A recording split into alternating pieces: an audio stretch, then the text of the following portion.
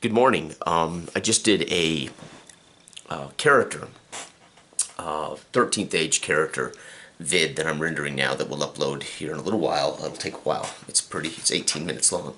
Going over Bartlett, a fighter, human fighter that I made for 13th age to kind of talk about the characters. But I thought, I'm going to review the books. Unfortunately, 3 of the books were delayed. I do have, of course, the core rulebook, which I've got a couple of weeks ago. And I will go over that, but I thought, it might actually be more effective to just go over what makes 13th Age special, as opposed to just going over the whole rule book. Again, it's die 20, role play heavy, rules flexible, rules light, theater of the mind, written by the guys that did D&D 3E and D&D 4E. It's a collaborative effort by them. It's fascinating too because there's many sidebars in here talking about the differences in their gaming. They have moments where they talk about what they liked and where they agree and where they disagree. It's a pretty cool book. So what makes 13th Age it for me, right? What makes this totally different and unique from other Die 20 games? Well, again, I've talked about it. Role play, player agency, player narrative. And so what does that entail? Well, that entails the one unique thing. Every player, before they start the game with their character, their freshly made character, they get to come up with a short 1-sentence, 2-sentence thing that makes their character totally unique in the world. And it does not affect bonuses, combat, nothing like that. It's something totally to draw on as a GM and as player and party storytelling, shared storytelling narrative. So for instance, in my character Bartlett, his one unique thing was he's the only human ever to have served as a private security force for the Elf Queen icon. That's it. There will be no other human in the entire lore of the game that ever served as in her private security force. Okay, so what does that do? Well, that creates a relationship between my character and the Elf Queen, who's an icon. It creates potential story and a relationship there that the GM can draw on during game time, or the player can draw on and say, well, I was with do I know this guy? I was with the Queen, for so many years. I might know this guy when he visited to talk to the Queen, that kind of thing. So very cool. Again, still with role play, icon relationships. You have 3 points at the beginning of the game. There are 13 icons in the world, and you can pick 3 different ways of spending those points to have relationships with the icons. Only 3 points, so you can't have a relationship with every icon, but you can have 1 point of relationship with 3 different icons, or 3 points of relationship with 1 icon.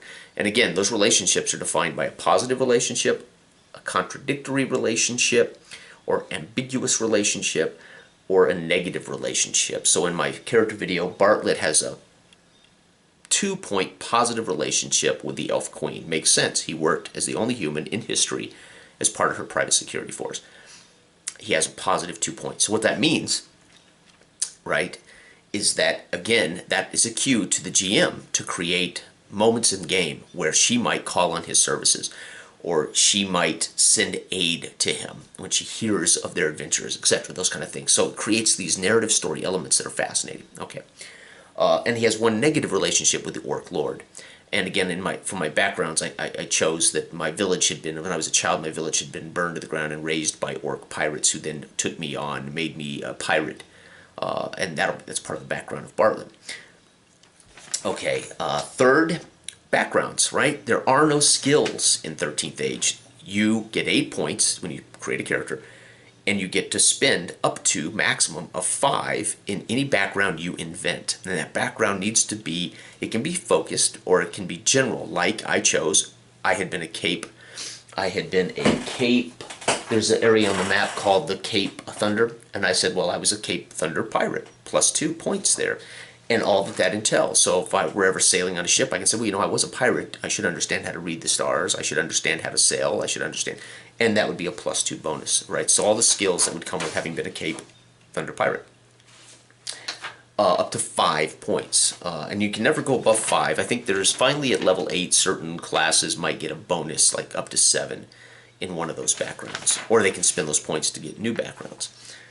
So you could pick something like, let's say, cat burglar, and put 4 points in it. And so what does that entail? Well, that entails maybe climbing walls. So instead of there being skills like climbing, lockpicking, pickpocketing, it's just cat burglar 4 and everything that entails, right?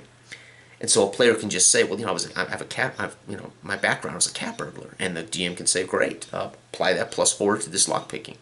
Or you're climbing the wall, climb this +4 to that, and make the roll. Okay, the other thing that's part of this is what's called icon dice, right? So at the beginning of every session, you take those three relationship points that you've spent, doesn't matter how they're spent, but you take those 3, and you get to roll 3 6-sided dice. And if a 5 or a 6 comes up, those are dice that can be used during a session to make something happen. That's, again, player agency. I talk about player narrative. I talk about player agency. Well, this game doesn't just put lip service to it. It actually gives them a device to affect change on the game through those dice. So a 5, they can at any time during the game say, you know what, we need to get into this. We need to get into we need to get into the church, and they won't let us in. Well, I'm going to use my 5. I rolled a 5 at the beginning of the game. I'm going to go ahead and trade this 5 in and to get into this church. And then the GM says, okay, tell me how you're going to do that. And then the guy says, well, I think what I'll do is I'm going to blah, blah, blah. He'll invent some story. And I said, well, with a 5, you can, but there's always a negative, right? So 5 isn't as good as a 6. If they have a 6, they can just say, I'm going to spend this 6, and I'm going to smooth talk my way past this nun and get into the church. Bingo, done. No negative fallback from that. So there again, they get to direct that moment, and not only that, they generally can narrate how that's going to occur, right? A 5 is not as good. 5, there's a give and take. There's a potential positive, but a potential negative, okay?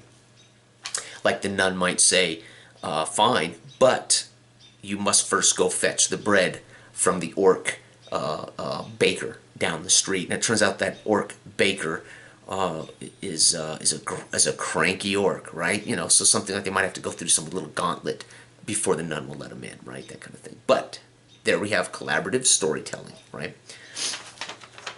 Okay, there is no experience points. They even talk about it in the book. Experience points are better served for video games, and I totally agree.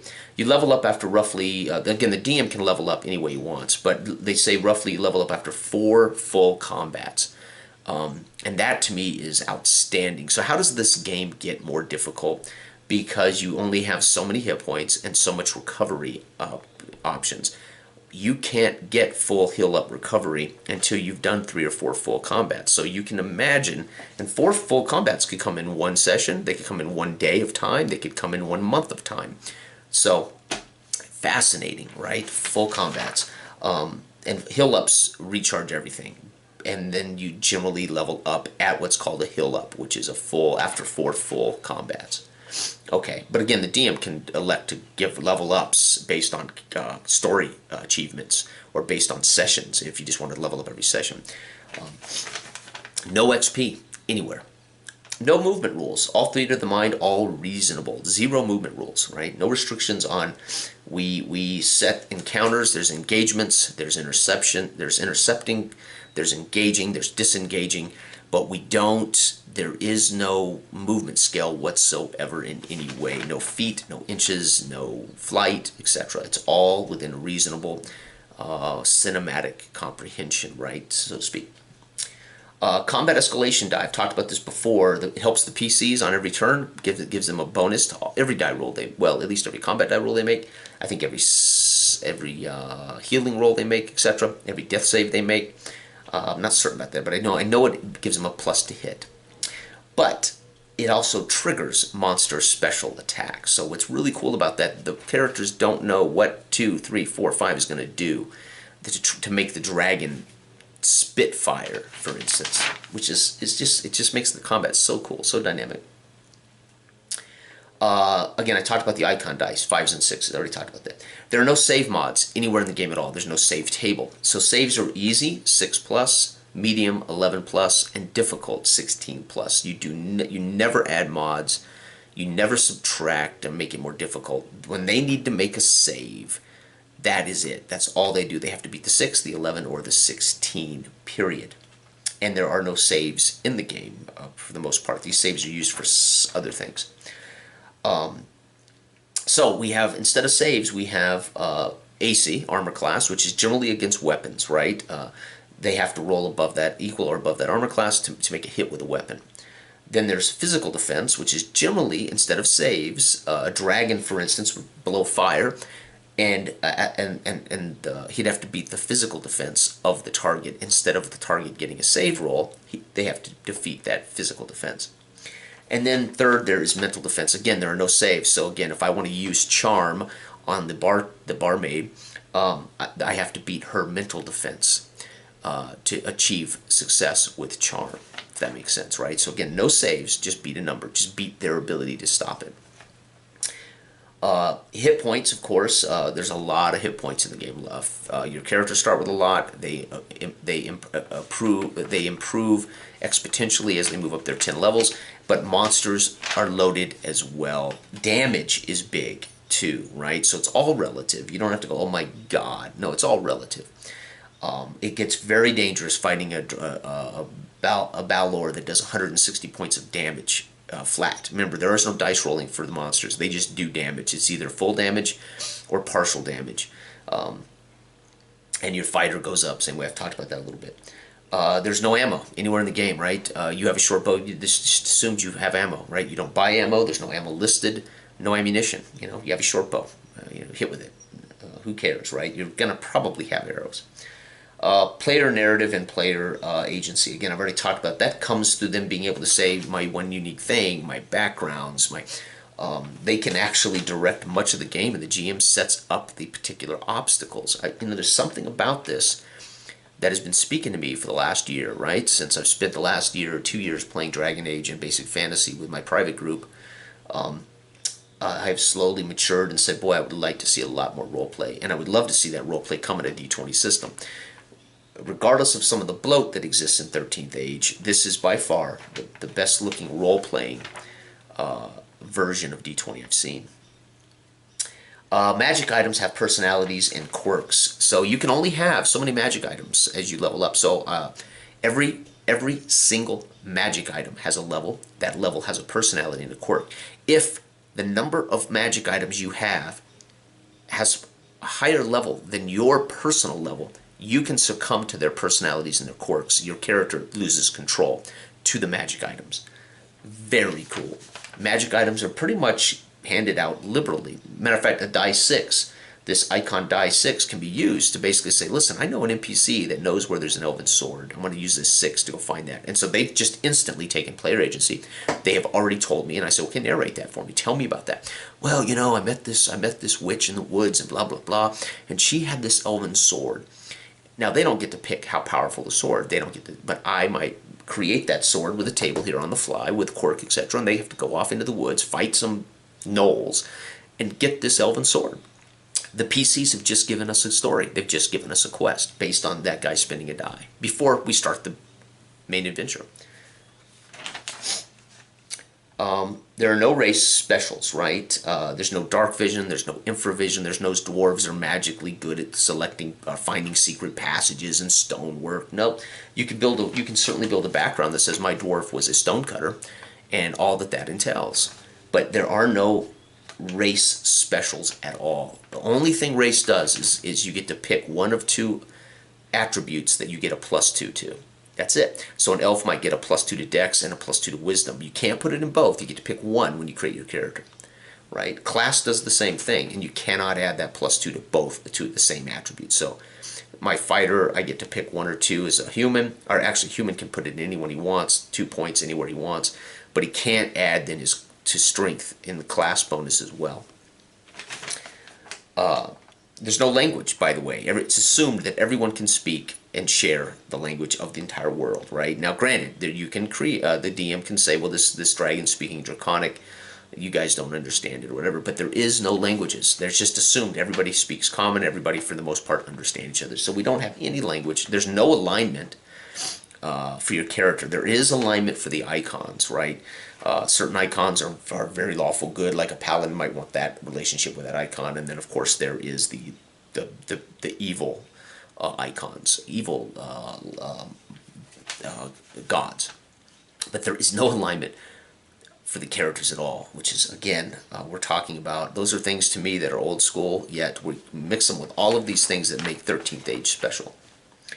No weapon damage. Weapon damage is based on the class, not the weapon. So, as a fighter, I do 1 die 6. I would do 1 die 8 with a longsword plus strength, multiplied by my level. The wizard with the longsword does 1 die 8 minus 2, right? So it's not about the weapon, right? And can a wizard use a longsword? Yep, sure can, but he is never going to be as proficient, he's never going to be as effective with it as my fighter, or the barbarian, or the, right? So a cleric, for instance, can use short bow. It's a 1 die 6 minus 2 with a short bow. A cleric's just not as effective with a short bow. That, to me, is frickin' genius, because not everybody should use a two-handed sword as well, right? It should not be about what the weapon does. It should be about what my character can do with that weapon. That makes the fighter with a two-handed sword definitely better than the wizard with the two-handed sword. Kind of stuff that, to me, should have been in these games a long time ago. And I'm sure somebody out there's played games with these kind of features, but this is new to me. Use dice averages for damage, recoveries, etc., right? What that means is, when you're a level 8 fighter, your fighter does 8d8 damage plus strength. Now, you can roll all 8 dice and try to add that up. When you're dealing with a dragon that's doing 12 die 10 points of damage, well, dragons don't. I mean, again, they're all the monsters don't. There are no dice rolls. They do a direct amount of damage every time they hit. If they miss, they can still do damage, a direct amount. So it's very lethal, although it's epic. Well, the player, as a DM, I can just say, listen, just roll 2 dice and take the average of the other 6 dice. So that would be 24, go ahead and roll 2 dice. Something to speed up play, right? Or you can just take the average, which would be 8 times, average of 8, die 8 is a 4, 4 times 8 is 32 points, plus your strength, 3, 35. You just did 35 points of damage, we move on. Bam, 35, I bang that off the monster. There are no opposed checks, because the monsters do not have stat blocks per se. There are 0 opposed checks in the game. So you will never have to make an opposed strength check or an opposed dex check, right? Never. There are DC checks, right? And that goes up with the tier of the player. So Adventurer 1 through 3 is Adventurer tier. There's DC checks for the Adventurer levels, 1 through 3 characters, levels 1 through 3 characters. And then there's 5, 6, 7 for what's called the Champion tier, and they have DC checks. And then there is the Epic level, which is 8, 9, 10, and they have their own DC checks. So a trap at level 1 might be a 15 DC check to avoid the trap. A trap at Epic level might be a DC 30 to avoid a trap. So again, it's all relative, right? The traps at level 1 aren't the same as they are at Epic. So everything stays relative. Yes, we're Epic, but now we're facing a pit trap that is also, because we're going to be delving deeper into the bowels of the earth to face the Demon Lord at Epic level. You're not going to be hanging out on the docks fighting pirates at Epic level. You're going to be facing serious dilemmas. So the pit trap, or the treasure trap, and in level 1 of the dungeon is a 1 die 4 dart in the chest, maybe poison save in old school. In this, it would be the same for level 1, something like that, but it would be a DC check to avoid that trap, take half damage, etc. But traps at the Epic level might be a magic ward on that chest that blows the whole party off their feet, right? They all have to make a DC check. All relative. So again, those are the things that I can point out directly. The other thing that I really like about 13th Age is, again, because it's the GM is quite literally a referee. He might draw upon icon relationships and say, listen, the Elf Queen has sent a messenger to you and request that you come help her with a problem. And the party goes, all right, let's go do that, right? Okay, they all head off, right? And we have the adventure. The Game Master screen has ability for me to create encounters on the fly, because if the players are, for the most part, saying, well, you know, we want to take a boat over to this island and investigate. I've heard rumor of a necromancer there that my icon wants eradicated from the earth. The player can come up with something like that. And then I say, great, and we're going to go on a boat. And then I might, almost like Wandering Monsters, and I might roll, encounters for maybe a battle on the ocean with pirates. And then they get to the island, and they're narrating. I'm basically just popping up in front of them particular obstacles they have to defeat, right? Let them narrate the adventure. I'm fascinated by the idea of that. Anyway, those are the things that I could point out directly. They do say very first sentence of this book, this is not for the beginning DMs, but it is for role players of all levels. Whether you're a good role player or not, the DM definitely needs to recognize there's things here that are going to challenge you as a DM that don't exist in another game. So there you have it. Those are the ones I can point out from just having been studying and reading this book over the last 6 days now. I'm absolutely enamored with it. And yes, there's some bloat, there are feats, there are talents, there are maneuvers. Yes, those things go up exponentially. So that's 4E. There's some 4E stuff here without cards and powers, and they have their at will and their daily. So anybody who's played 4E recognizes those terms, right? Again, they say in the book, use what you want, throw out what you don't want. So you can conceivably play this and just throw out feats and talents, just pitch them, right? They do list all classes in order of difficulty. Barbarian is the easiest class to play. It's the least complicated class.